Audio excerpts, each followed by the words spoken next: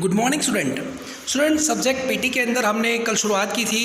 First chapter जो है उसके इंटरनल स्टेप्स कौन कौन से हैं और इंटरनल स्टेप्स के जो आस्थांग योगा है उसके बारे में जानने के लिए तो कल हमने जिस वीडियो की शुरुआत की थी, आज उस इंटरनल स्टेप का पहला जो स्टेप है, फिर से बता रहा हूँ मैं आपको, इंटरनल स्टेप यानी कि धारणा, ध्यान और समाधि। ठीक है, क्योंकि हम बात करने वाले इंटरनल स्टेप्स ऑफ अष्टांग योगा के बारे में।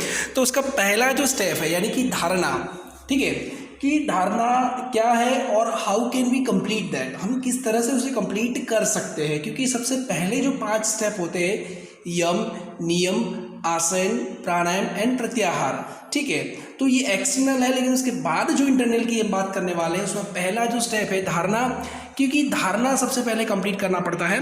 तो धारणा इज द फर्स्ट अंग ऑफ अंतरांग योगा। फिर से बता रहा हूँ, आप ध्यान रखना, एग्जाम्स के अंदर बार बार पूछा जाता है कि विच इज द फर्स्ट अंग ऑफ अंतरांग योगा, तो आएगा धारणा।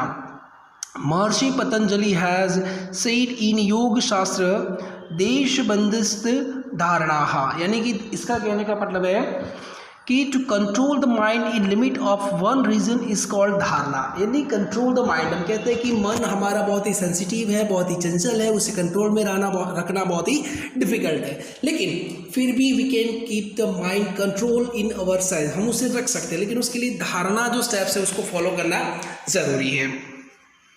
The mind purified with the adequate study of बहिरांग yoga gets concentrated at one place, यानी कि हमारे माइंड को किसी एक ही जगह पर कंसंट्रेट करना। जैसे हम कहते हैं कि जब भी हम कोई चीज़ फोकस करते हैं या तो हम जब किसी चीज़ को गेन करते हैं, मानो कि आप स्कूल के अंदर स्टडी कर रहे हो, तो आपका जो फोकस है वो किसी एक चीज़ के प्रति, यानी कि अगर कोई टीचर पढ़ा रहा है तो आपको उसके प्रति अपना फोकस करना है। लेकिन फिर भी बार बार हमारा माइंड में जो कि किसी की कोई आवाज़ हुई या कोई चहल पहल होती है तो तुरंत हमारा जो माइंड है वो किसी दूसरी तरफ डाइवर्ट हो जाता है। तो ये चीज़ नहीं होनी चाहिए और इसको हम किस तरह से एक चीज़ एक जगह पर फोकस कर सकते हैं वो हमें धारणा से कंप्लीट करना है। जैसे हम देखते हैं कि पहले के जो ऋषि मुनि होते थे वो अपने माइंड को कंसंट्रेट करने के लिए, अपना माइंड दूसरे किसी चीज़ों में भटक ना जाए, उसके लिए वो कहीं ऐसी जगहों पर जाकर तपस्या करते थे कि जहाँ पर एक, जैसे कहते हैं कि लॉनलीनेस, कोई हो नहीं, उनको कोई डिस्टर्ब ना करे, ना कोई मोह माया हो, ताकि वो जो चीज़ फोकस, मतलब कि जो वरदान प्राप्त करना चाहते हैं या तो उन्हें जो चीज़ प्राप्त करनी है वो वहाँ से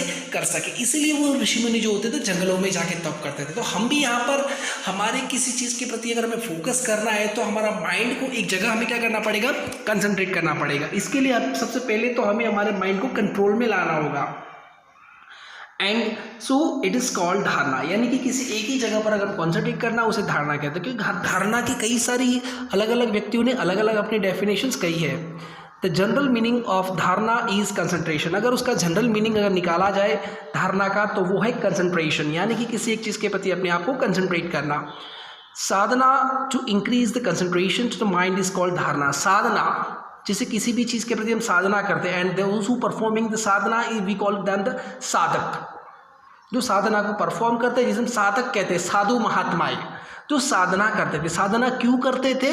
क्योंकि अपने वरदान को प्राप्त करने के लिए। तो हमें भी जो चीज़ प्राप्त करनी है उसके लिए भी हमें क्या करना पड़ेगा, साधना। Sadhana means concentration. So it is called also the dharana. With the help of dharana only the mind can be concentrated successfully at one point, यानी कि धारणा के माध्यम से हम हमारे माइंड को किसी एक जगह पर, एक पॉइंट पर कंसंट्रेट कर सकते हैं। So dharana panch ghatika, so that is the mind means in the contemplated aim for 5 ghadi means moments is called also the dharana. In other words to get pure mind concentrated in some object or idol or favourite deity is called dharana. जैसे कि हम कहीं पर मंदिरों में जाते हैं या कहीं पर जाते हैं तो वहाँ पर हम किसी एक चीज़, जैसे मूर्ति होती है या कोई चीज़ होती है, उसको फोकस करते हैं, उसके प्रति ध्यान करते हैं, ताकि उस मूर्ति को हम हमारे माइंड में रिमाइंड करते हैं, ताकि जो चीज़ हम याद करना चाहते हैं वो याद हो। So concentration is very important in life. जिंदगी के अंदर कंसंट्रेशन बहुत ही इंपॉर्टेंट है। With the help of concentration situation mind and sense can be control, जिससे हम हमारे माइंड को, हमारे सेंस को, हमारे जो सारे ऑर्गन्स हैं उसको हम कंट्रोल में कर सकते हैं। एंड धारणा can be perform internally and externally. धारणा को हम इंटरनली भी परफॉर्म कर सकते हैं और इसे हम एक्सटर्नली भी परफॉर्म करने, यानी कि दोनों तरीके से हम इस धारणा को परफॉर्म कर सकते हैं। फर्स्ट ऑफ ऑल द साधक शुड प्रैक्टिस एक्सटर्नल धारणा एंड देन इंटरनल धारणा। सबसे पहले अगर हम बात करते हैं कि साधक, मैंने अभी जैसे बताया आपको कि साधक मतलब कि जो साधना करते हैं वो पहले एक्सटर्नल धारणा को परफॉर्म करते हैं, उसके बाद वो इंटरनल धारणा को परफॉर्म करते हैं। तो दो प्रकार की धारणाएं हैं, एक्सटर्नल और इंटरनल। पहले कौन सी की जाती है, एक्सटर्नल, और उसके बाद इंटरनल परफॉर्म की जाती है। तो स्टूडेंट्स यहाँ तक हम इस वीडियो को रखते हैं। उसके बाद दोनों धारणाएं जो है एक्सटर्नल और इंटरनल वो किस तरह से परफॉर्म की जाती है और उसके बेनिफिट्स क्या है उसका डिस्कशंस हम इसके बाद वाले अगले वीडियो में करेंगे। तब तक के लिए गुड बाय।